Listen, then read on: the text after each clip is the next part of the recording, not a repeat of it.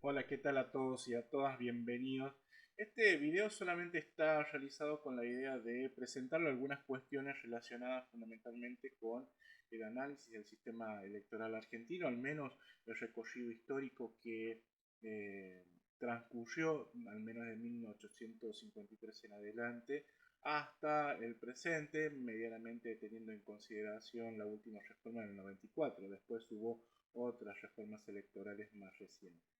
En principio, el texto que tenemos para trabajar es el texto de Juana Valmedina y Julieta Suárez Cao, que tratan acerca del análisis crítico del sistema electoral argentino, su evolución histórica y desempeño efectivo. Es un texto muy interesante, les sugiero que traten de leerlo eh, de manera crítica y de alguna manera también en función a los datos y a los aportes que realizan estos dos autores en relación a esa temática. Entonces el texto de Abal Medina y Julieta Suárez Pavos presentan varias cuestiones en cuanto al desarrollo histórico, que es a lo que nosotros nos interesa. Por un lado, esa cuestión de las incipientes experiencias electorales, que tienen que ver fundamentalmente el periodo comprendido entre 1853 y 1860, cómo se estipuló la elección indirecta del presidente y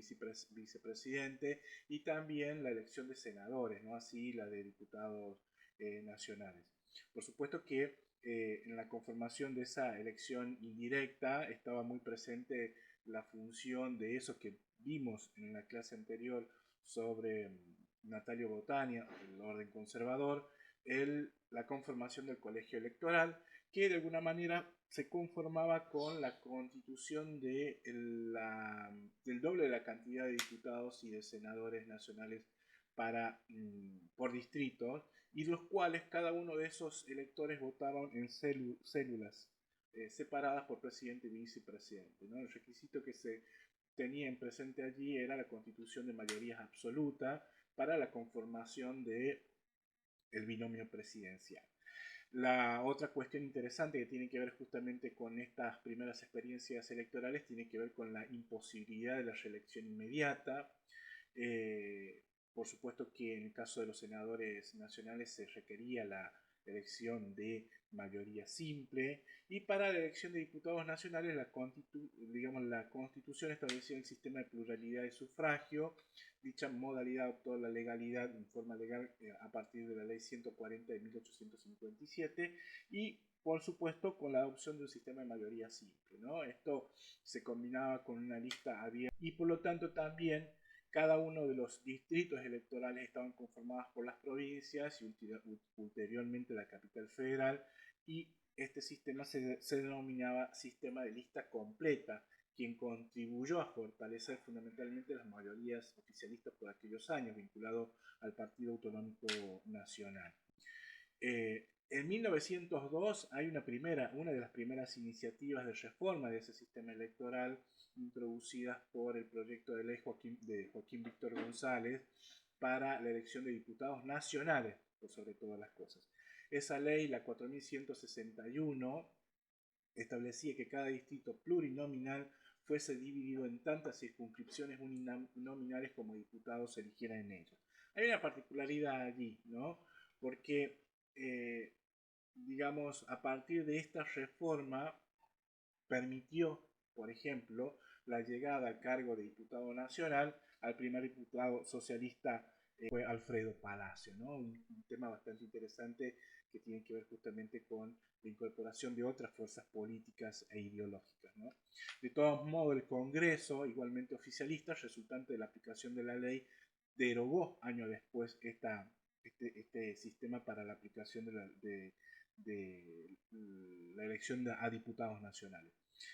Este periodo, los autores, tanto Abal Medina como Julieta Suárez Caus, van a plantear que los sistemas electorales de esta etapa naciente de la Argentina era fundamentalmente el resultante de esa república factible o de esa república posible que habíamos visto en la clase, en el práctico anterior, sobre el texto de Natalio Botana, y se caracterizaba por estar conformados por oligarquías semicompetitivas, ¿no? El otro punto de inflexión tiene que ver justamente con la liberalización de la competencia controlada a partir de la ley Sáenz-Peña, ¿no?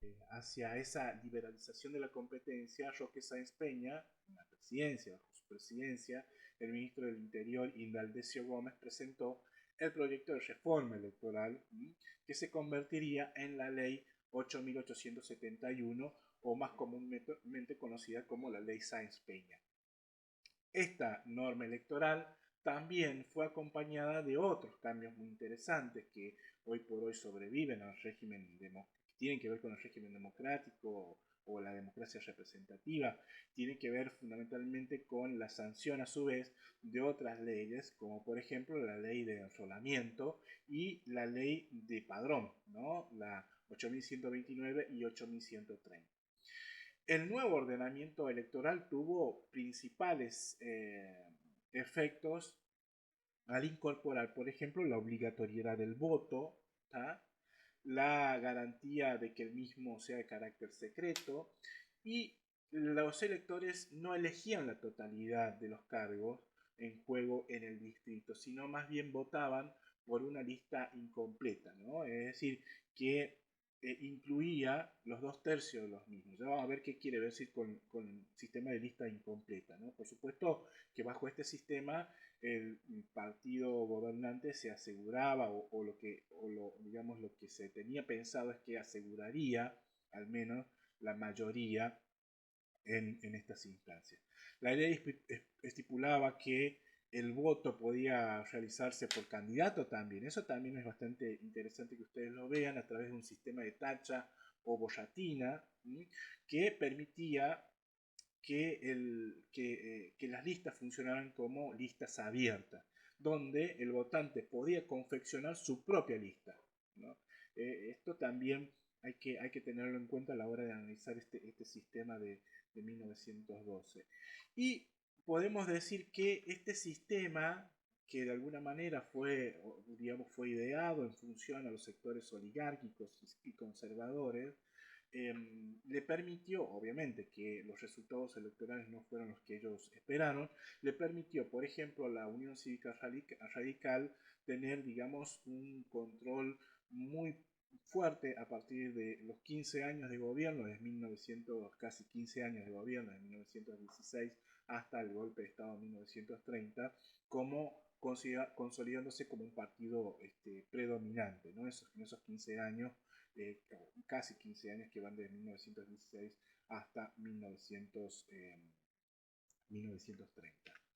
El otro punto que hay que considerar tiene que ver con el nuevo ordenamiento para asegurar una mayoría y que se da a partir del periodo del peronismo en el gobierno, a partir de la reforma constitucional de 1949, ¿no? Eso es bastante interesante porque para para las primeras elecciones libres post golpe del 30 se restituyó la ley vigente a aquel momento con anterioridad a ese año y de alguna manera una de las particularidades o innovaciones que se va a ver en el ordenamiento al menos eh, bajo el peronismo tiene que ver con la aprobación del sufragio femenino, digamos, a partir de la ley 13.010, ¿no? en 1947.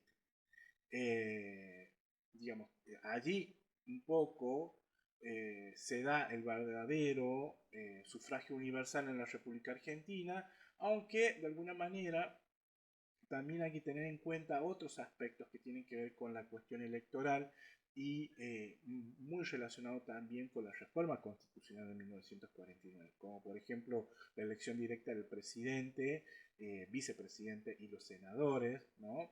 Por simple pluralidad de sufragio, una cuestión también interesante.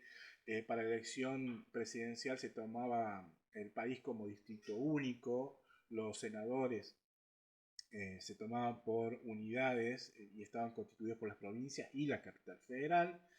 Y asimismo también se estableció en esa constitución del 49 la reelección del presidente y el vicepresidente de manera indefinida, ¿no? Ese es uno de los puntos centrales y de controversia que va a haber con relación a esa cuestión, ¿no?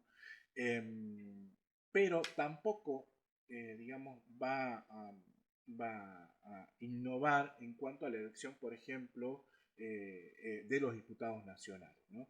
La modalidad recién será introducida digamos, de la legislación de 1951 mediante legislación ordinaria, la ley 14.032 deroga la ley Sáenz Peña y instituye la división del territorio en circunscripciones uninominales, un tema bastante también en particular.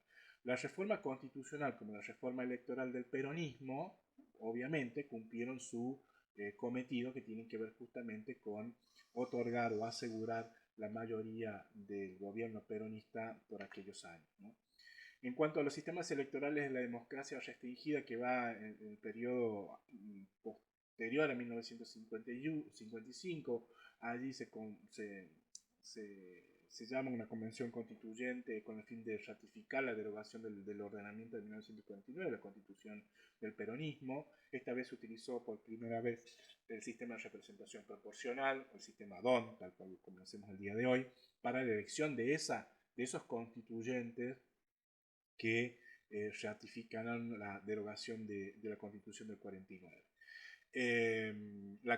Esa convención también restituyó esa convención constituyente restituyó la Constitución de 1953-1960, aunque dejó incorporado los artículos de los derechos sociales y el 14 bis y el artículo 67, inciso 11 del Código de Trabajo, por ejemplo, ¿no? Ahora, digamos, también ya para las elecciones, bajo estas cuestiones, para las elecciones de 1958, el ordenamiento jurídico de la Constitución se restituye, el ordenamiento jurídico también de 1853, y se elige el binomio presidencial por el colegio electoral vía voto limitado. Y los senadores nacionales también se restablece a partir de un decreto, el 4034 del 57, el sistema de voto limitado impuesto por la ley Sáenz Peña para la elección de diputados nacionales, ¿no? Es la aplicación de los 2 tercios.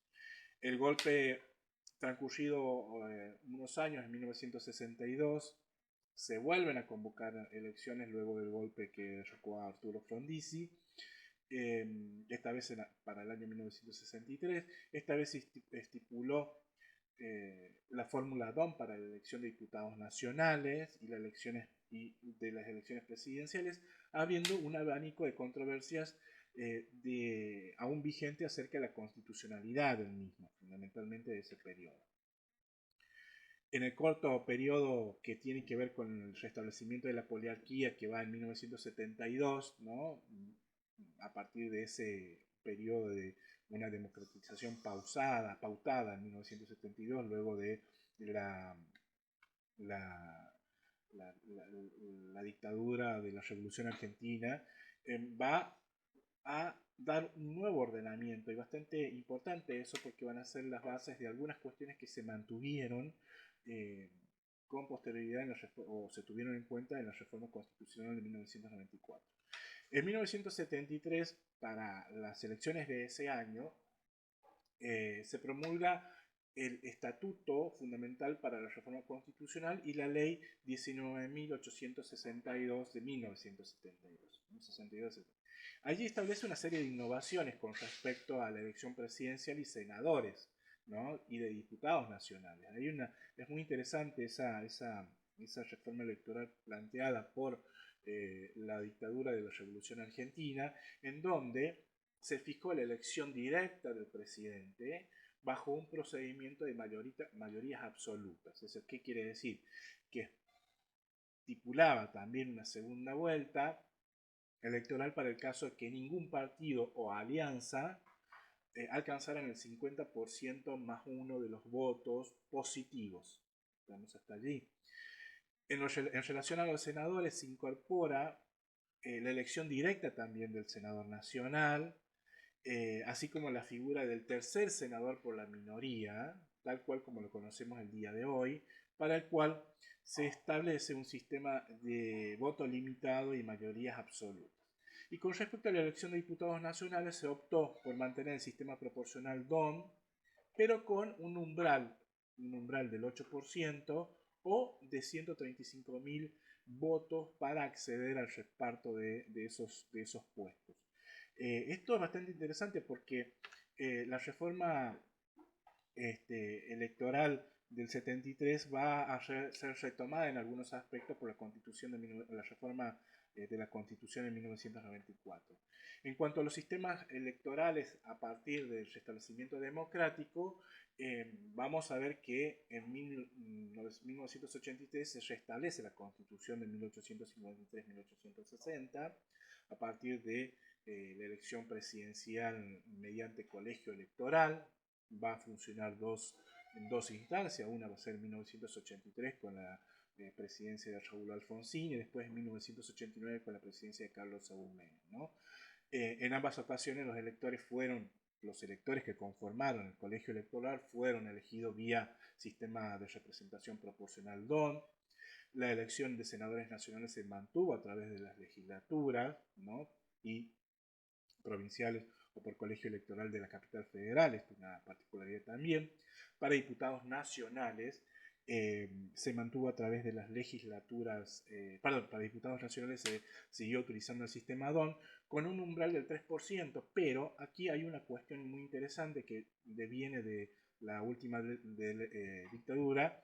Se elevó el mínimo de diputados a 5 por distrito, un mínimo de 5 diputados por distrito. Este aumento de un número fue establecido por la legislación, por un decreto ley del último presidente de la dictadura militar, Reinaldo Viñón, ¿no? Eso fue en 1983. Y la reforma en 1994, vía Pacto de Olivo y la reelección, allí hay bastante interesante porque es lo que nosotros más conocemos, es lo que nosotros tenemos hasta el día de hoy, lo cual regimos.